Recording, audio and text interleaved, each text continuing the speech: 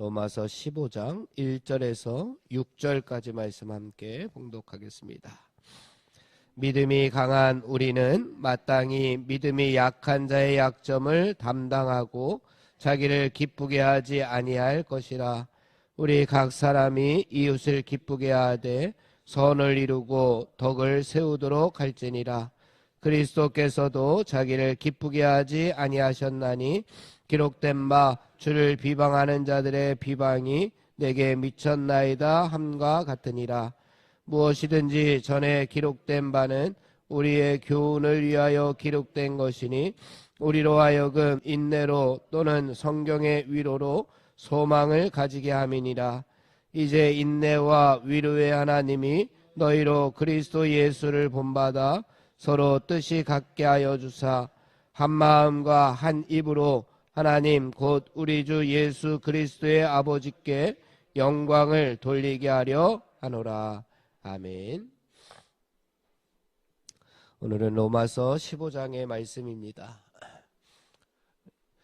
로마서가 쓰여질 당시의 로마 교회 안에 크게 두 가지의 문제가 있었습니다. 그 두 가지의 문제 때문에 교회 안에 분쟁이 조금 있었습니다. 그 문제가 뭐냐 하면 첫 번째는 우상 제단에 바쳐졌던 고기를 먹어도 되느냐 먹으면 안 된다라고 하는 두 가지의 부류가 있었습니다. 우상 제단에 올려졌던 고기를 먹으면 되나요 안 되나요? 된다라고 하는 사람들도 있었고 안 된다라고 하는 사람들도 있었는데 둘 다 믿음이 좋았습니다. 왜 되느냐? 우상 그게 뭐냐? 우상은 아무것도 아니지 않느냐? 그러니 우상 제단에 올라갔던 고기도 그냥 단지 고기일 뿐이니 먹어도 된다라고 하는 부류가 있었고, 그래도 우상을 섬겼던 고기이니 먹으면 안 된다라고 했던 사람들도 믿음이 좋은 사람들입니다. 그리고 또 하나의 문제는 뭐였냐 하면은 주일이 거룩한 날이냐, 주일은 거룩하게 지키고 다른 날 그냥 평일도 거룩하냐, 주일만 거룩하다, 주일은 예배 드리는 날이니 거룩하다, 아니다 다른 날도 거룩하게 지켜야 된다 라고 이렇게 하는 교인들 간에 다툼이 서로 있었습니다. 그런데 바울 선생님은 계속해서 둘 다 믿음이 좋은 것이니 그것 가지고 교회 안에서 다툼을 일으키거나 분쟁을 하거나 싸우면 안 되고 하나님께 영광이 되고 하나님께 또 다른 사람들에게 덕이 되는 삶을 살아야 된다라고 해서 계속해서 말씀해 주시고 있는 내용들이 14장과 15장 말씀에 나오게 됩니다. 15장 말씀에서도 14장 말씀과 마찬가지로 선을 이루고 덕을 세우라 라고 하는 제목이 잡혀져 있습니다. 우리 1절과 2절의 말씀을 함께 묵상해 보겠습니다. 1절하고 2절입니다. 시작. 믿음이 강한 우리는 마땅히 믿음이 약한 자의 약점을 담당하고 자기를 기쁘게 하지 아니할 것이라. 우리 각 사람이 이웃을 기쁘게 하되 선을 이루고 덕을 세우도록 할지니라. 아멘. 믿음이 강한 우리가 마땅히 해야 될 사명이 있다라고 하는 겁니다. 왜 믿음이 강해졌느냐? 믿음이 강해지면 강해질수록 하나님께서 맡겨주신 사명이 그만큼 크다라고 하는 겁니다. 가끔 권사님들 중에서 이제 장로님이 되실 분들이 계시는데 이제 장로님들을 시키게 되면은 못하겠다, 사양하시는 분들이 계십니다. 왜냐하면 충분히 이해가 갑니다. 더 큰 일들을 감당하고 더 큰 사명을 감당해야 되기 때문에 마음의 부담이 되는 것이 맞습니다. 믿음이 더욱더 강해지는 이유는 하나님께서 그 사람에게 더 큰 사명을 주시기 위함입니다. 그런데 왜 하나님께서는 믿음이 강하게 했느냐? 그 믿음, 강해진 믿음을 가지고 교만해지거나 자신을 내세우거나 설치고 다니라고 하나님께서 믿음을 강하게 해 주신 것이 아니다라고 이렇게 이야기합니다. 왜 그러면 믿음이 강하게끔 되었느냐? 약한 자의 약점을 담당하고 또 주변에 있는 공동체에 있는 이웃을 기쁘게 하라고 하나님께서 그 믿음을 강하게 했다라고 말씀해 주고 있는 겁니다. 예를 들어서 건강한 것이 어떻게 보면 강한 겁니다. 왜 건강을 하나님께서 주셨느냐? 그 건강함에는 다 이유가 있습니다. 그 건강함으로 약한 자를 섬겨라 라고 하는 뜻이 거기에 들어가 있습니다. 많이 배웠다? 그러면 많이 배우지 못한 자를 섬겨라 라고 하는 뜻이 거기에 담겨져 있다라고 하는 말씀을 오늘 말씀에서 우리에게 이야기해 주고 있습니다. 그런데 그 강함을 가지고 그 많은 것을 가지고 세상적인 욕망을, 자신의 기쁨을, 자신의 유익만을 위해서 사용한다면 어떻게 되겠습니까? 야고보서 1장 15절 말씀에 그런 말씀이 있죠. 욕심이 잉태한즉 죄를 낳고, 욕심이 죄를 낳게 되고 그 죄는 어디까지 이르게 되느냐? 사망에 이르게 된다라고 말씀하고 있습니다. 그래서 우리가 뭔가를 가지고 있고 뭔가 강하다고 생각될 때에 그것을 가지고 우리는 늘 이 말씀, 하나님 나라의 선을 이루고 덕을 이루고 약한 자의 약점들을 담당할 수 있는 그런 성도가 되어야겠다. 그런 하나님 나라 백성이 되어야지만 진정한 믿음이 강한 사람이 될 수 있음을 오늘 말씀에서 우리에게 설명해 주고 있습니다. 그런데 오늘 말씀에서 보니까 담당하라 라고 이렇게 이야기하고 있습니다. 담당하라. 약점을 담당하라. 이 담당하라 라고 하는 말은 무슨 이야기냐? 짐을 서로 같이 져줘라 라고 하는 이야기입니다. 담당한다 라고 하는 것은 내가 그것을 치리하고 내가 그것을 다 고쳐주고 하는 것이 아니라 약한 자의 짐이 있으면 그 짐을 함께 져주는 겁니다. 그 고민을 함께 나누는 겁니다. 왜 이렇게 해야 하느냐? 믿음이 강한 우리의 사명이기도 하지만 믿음이 약한 자의 약점이 있기 때문에 그렇습니다. 그 약점, 약한 자의 약점, 이 약점은 뭐 우리가 흠잡을 그런 약점이라고 하기보다는 연약함이라고 번역하는 게 어떻게 보면 더 좋을 것 같습니다. 약한 자의 연약함을 서로 함께 짐을 지는 것이 믿음이 강한 우리가 해야 할 일입니다. 연약함이라고 하는 것은 그런 뜻입니다. 무엇인가 부족해서 부서지기 쉬운 것이 연약함입니다. 조금만 충격을 가해도 부서지기 쉬운 것이 연약함입니다. 그래서 약한 자의 약점, 연약함이 되었습니다. 연약한 믿음을 가지고 있는 사람이 분명히 있다고 하는 겁니다. 나는 믿음이 그래도 괜찮아. 나는 그래도 믿음이 강하지 라고 생각하는 사람들이 있는가 반면에 분명히 첫걸음을 떼고 있는 믿음이 연약한, 어떻게 보면 세상의 유혹이 충격을 주면 금방 부서질 수 있는 믿음이 연약한 사람들도 분명히 있다고 하는 이야기입니다. 대학생이 있으면 초등학생도 있습니다. 초등학생은 대학생의 그러한 지식에 이르지 못합니다. 분명히 이 초등학생도 언젠가는 그렇게 성인이 될 겁니다. 그런데 아직은 연약함 가운데 있다라고 하는 겁니다.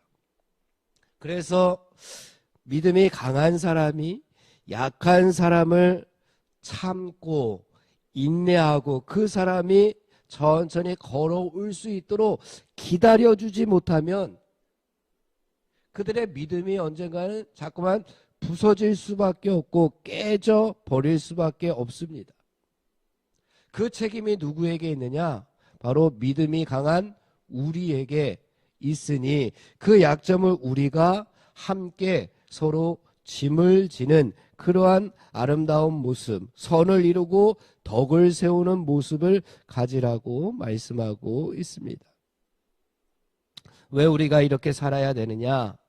3절 말씀을 함께 보겠습니다. 예수님께서 그렇게 사셨는데 3절 말씀입니다. 시작.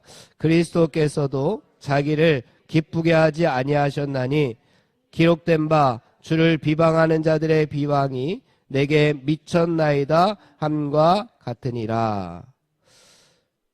예수님이 어떤 분이셨습니까? 어떻게 보면 예수님이 가장 강한 분이셨습니다. 하나님의 아들이셨기 때문에 가장 강한 분이 예수 그리스도셨습니다. 그런데 예수님께서도 자기를 기쁘게 하지 아니하셨다라고 이야기합니다. 예수님께서 가지고 있는 강함을 가지고 어떤 삶을 사셨습니까? 자기를 기쁘게 하는 삶을 산 것이 아니라 하나님께 영광이 되고 이웃을 내 몸과 같이 사랑하고 나를 예수님 몸같이 사랑하셔서 십자가에 달려 돌아가시지 않았습니다. 그것이 진정한 강함이다 라고 설명해 주고 있습니다. 철저히 섬기는 삶을 사셨던 분이 예수 그리스도십니다. 바울도 마찬가지입니다. 예수님께서 그렇게 사셨기 때문에 바울의 삶도 그러했습니다. 바울도 자랑할 것이 얼마나 많았습니까? 그런데 그 자랑거리들을, 세상적인 자랑거리들을 다 배설물로 여기고 이방인의 사도가 되었습니다. 이방인이다. 그 당시에 이방인이다. 그러면 그 당시에 어떻게 보면 약한 자였습니다.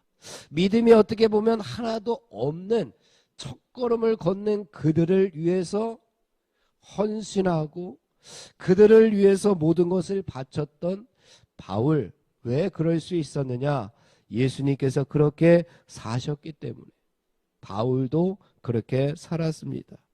이제 그 바울이 우리에게 믿음이 강한 너희들도 지금 교회 공동체 안에 있는 믿음을 가지고 있다라고 하는 우리들도, 너희들도 그렇게 선을 이루고 덕을 세우는 그리스도인들이 되어야 되겠다라고 이렇게 설명해 주고 있습니다.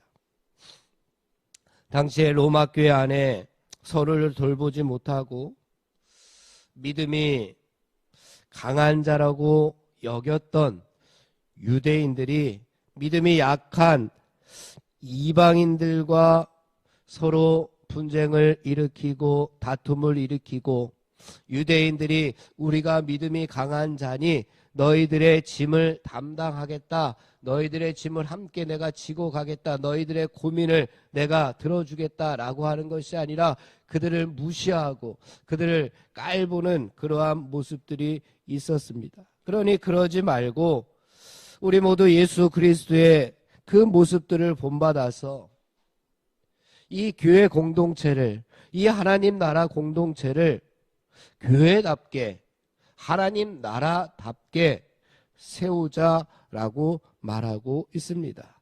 우리 5절과 6절의 말씀을 마지막으로 함께 봉독해 보겠습니다. 시작.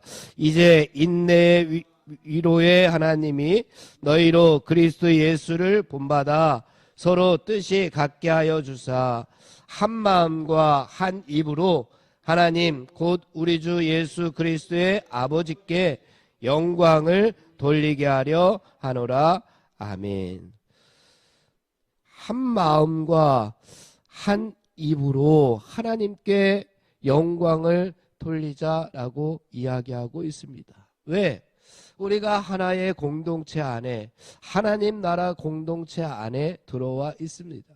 그러니 한 가족 공동체가 되었습니다.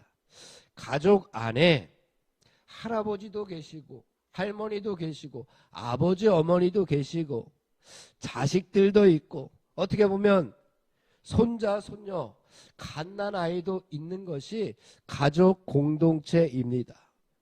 그런데 가족들은 한 마음과 한 입으로 잘 사는 가족들이 많이 있습니다. 그것처럼 우리 교회 하나님 나라 공동체 안도 한 마음과 한 입이 될 수 있는데 그것은 어떻게 가능하냐?